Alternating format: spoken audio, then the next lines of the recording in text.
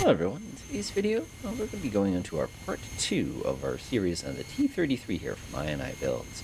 Today what we're going to be doing is we're going to be doing a little bit of navigation stuff as well as having an opportunity to fly an ILS.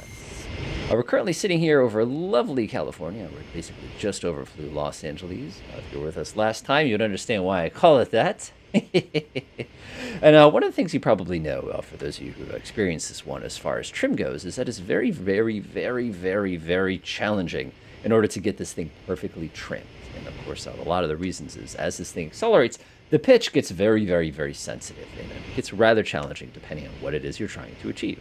So one of the things I recommend is if you have a button on your joystick for the purposes of setting trim, that's probably going to be too sensitive. You want to probably either get a button on your keyboard, or what I have is I have a little knob on one of my joysticks, on my throttle actually, where I can basically click it one little tiny tap of click at a time, making it a little bit easier to trim it. You can see I'm not exactly at 10,000 feet right on the nose, but it did make it a little bit simpler for me. So let's go ahead and get a little bit of fuel here and pop that sucker on real fast. Again, we're just going to fill up our regular tip tanks. And then we're going to get ready for our approach here. So we're going into Los Angeles. Lax. Hey, cheeky. We're going to be coming right around the corner here and getting ourselves all set up. So one of the challenges we're going to have here is getting all of our frequencies set up correctly. We need 108.5 as far as our approach goes. Now, if we come down here and do a 108, this would be 108. We come in here for 5. We, of course, need to get down to 0. So I'm going to come down here to 0. And you'll notice the moment I hit 0, it snaps and jumps to 10840. This is 49, rather. This is actually correct, and it will work for us. So what I'm going to do now is I'm going to go ahead and set up our approach course here. It's going to be 71 degrees. I believe this is no longer runway 6. I guess you can consider this runway 7 now. That's all set. We're going to make sure VOR and ILS is selected, and we're going to go ahead and get ready for approach here. Now, one of the big things you got to watch out for this aircraft, in the real world, of course, would be compressibility. And the problem we have is we do not have a stabilator for tail. We have a conventional tail on this thing. So if you want it to be goofy, of course, what you could try to do is you could come over there and basically put yourself at such a strong dive you could no longer pull out of said dive, which would be no fun for anybody, really, especially us. But one of the things we also know about this plane, which I find very curious, is just the amount of rudder that you need in order to keep it straight. It's almost like a propeller plane when it comes to rudder usage there. But we're just going to kind of enjoy a nice, gentle right turn. Look out the window, trying to keep a little bit of altitude here. And again, the reason we're trying to stay up here like this is just to conserve fuel. You can see we started with 900 gallons of fuel like 10 minutes ago, and we're at 826. So we're not exactly good on the gas here. This is the SUV of its day. And this is without using afterburner or anything silly like that. But yeah, we'll go ahead and take our nice gentle turn here. There we go. It's about 10,000. Give it a little tug right there. Looks good to me. Cool. And basically what I'm doing here is I'm taking advantage of the fact that just because we're in an ILS does not necessarily mean that we can't see kind of what we're trying to do. There we go. So I'm going to go ahead and square us off in just a moment here. And that should be just around. Give it a little tug. I'm not concentrating on flying, which is naughty. All right, let's start our descent now. Go ahead and pull the throttle back. And one of the things we have to help us out, too, is we have speed brakes. So I'm going to go ahead and kick the speed brakes in. They're going to come popping out the bottom. For those of you who know the movie This Island Earth, of course, you'd be jokingly thinking about, is that his feet sticking out the bottom of the airplane? I mean, if you look at it from the side, kind of, nah, not really. Just kind of entertaining in its own way. And just kind of look out the window here, and you can see our lovely airports down below. Again, California. It's it is a world apart from where I live. That is for darn sure. And if I look kind of off there in the distance, of course, this is not instrument conditions, but that's okay. It's going to be perfectly fun for us either way. There we go. I'll actually bring a little bit of power here. And you can see we get a pretty solid descent rate without a lot of effort. Give it a couple taps there. I like that. Nice.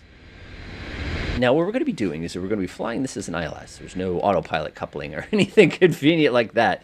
We have to do things the old-fashioned way.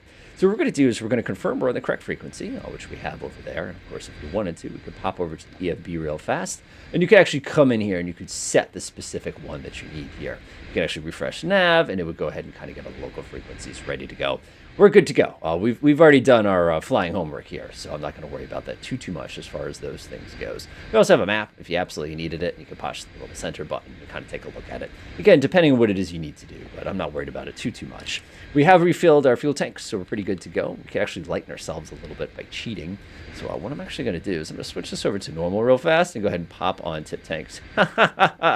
That'll take care of that in a hurry. All right, so let's go ahead and get ourselves a little bit closer. You can see LAXs are right over there. We're looking for, I think it's going to work out to be 3,600 feet, but the final approach fix at Allison is going to be at 1,800 feet. So we definitely got to come down a little bit. We're way, way, way too high. Let's go ahead and run through the motions. I got my landing light. I set that a second ago, so that's already preset and ready to rock.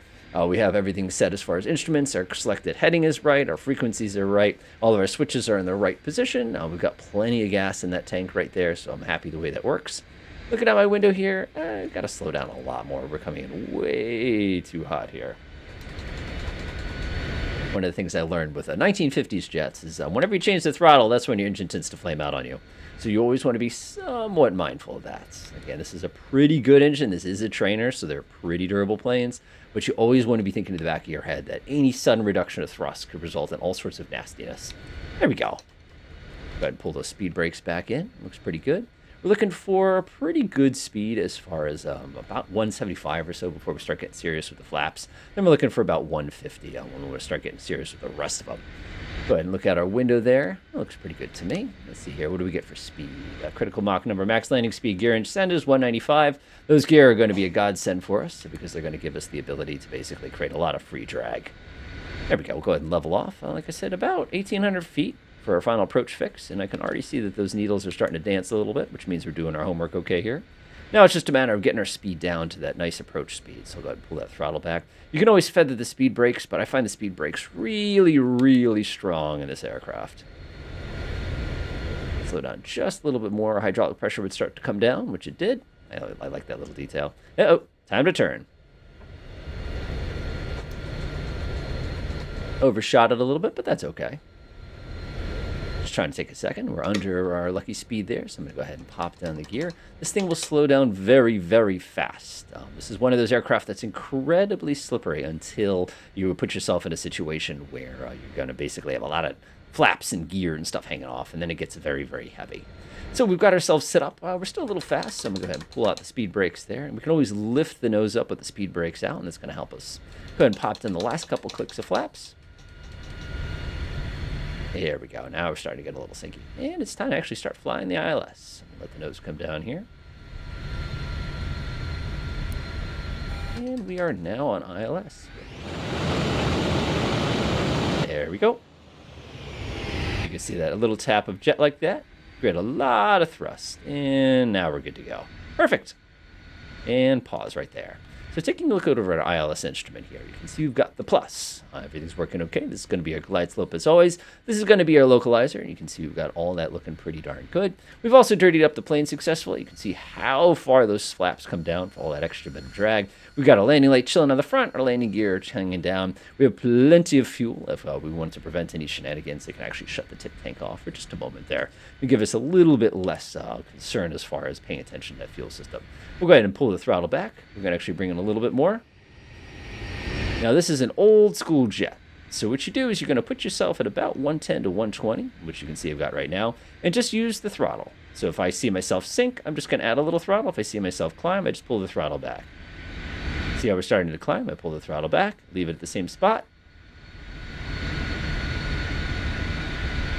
And just like that, it starts to sink. Now, of course, my brain is fighting the ILS because I also can see the Pappy on the side of the runway there. About 110 there. Starting to drift just a little bit of power. That's good right there. Now, this is a coaster. So once you get down to the end of the runway like we have here, I'm just going to pull the throttle back to 0. You're going to hear some beeping in a moment.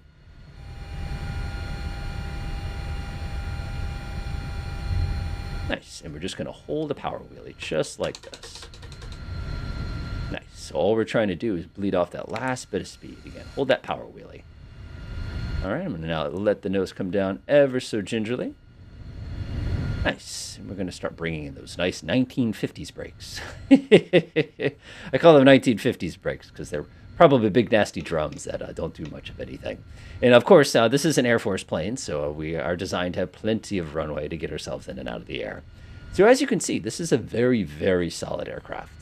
It's very, very easy to handle. There's really not a lot of surprises. It's very, very sensitive in pitch, which doesn't surprise me only on account of the fact that, again, we're not a very long plane. And we also go very, very, very, very, very, very fast for our size. One thing we want to be careful of here is when we do go ahead and pop over here to lax. Oh, come on, wheels. Remember that the taxiing is going to be very slow. We'll go ahead and run you through shutdown in a moment. Couple taps there. Fantastic. We're just going to go ahead and hit it like that. And we're going to make our way over onto the actual taxiway. Not bad. Not bad in the slightest. So now that everything's all set, it's just a matter of kind of running a bunch of things down here. There we go. Go ahead and kind of sneak up onto the runway. I'm not going to go all the way to the terminal. That would be too long of a drive for us. Let's go ahead and hit that brake and get ready for shutdown here. Okay, so we're going to run through the purpose of shutting this guy down. Parking brakes on, throttle is idle, fuselage tank is set to normal, which it is set to normal. We're going to make sure other fuel tanks are off. All fuel tanks are in the off position. The inverter switch comes off. We're going to go ahead and pop that down just like that. That's going to be good to go. Main fuel shut off switch. You'll find this interesting. So we have a switch that main fuel shuts off. And as soon as you open that, of course, it's going to eject me and say, have you succeeded at your flight here? Now, the thing I find interesting is lifting it is what main fuel shuts off. So, of course, you can hear everything ticking away. And once everything is all set with that, we can start kicking some of our switches off. We don't need ignition. That'd be firing the whole time, by the way. So we go ahead, unlock the canopy like that. We push the button once this time. Hey, we got it right this time. It goes all the way up like that. And then, of course, all we can do is the battery, and then we're good to go for another flight. In our next video, of course, we're going to be taking a look at a variation of this aircraft, and it's going to be the one that looks like this. Enjoy.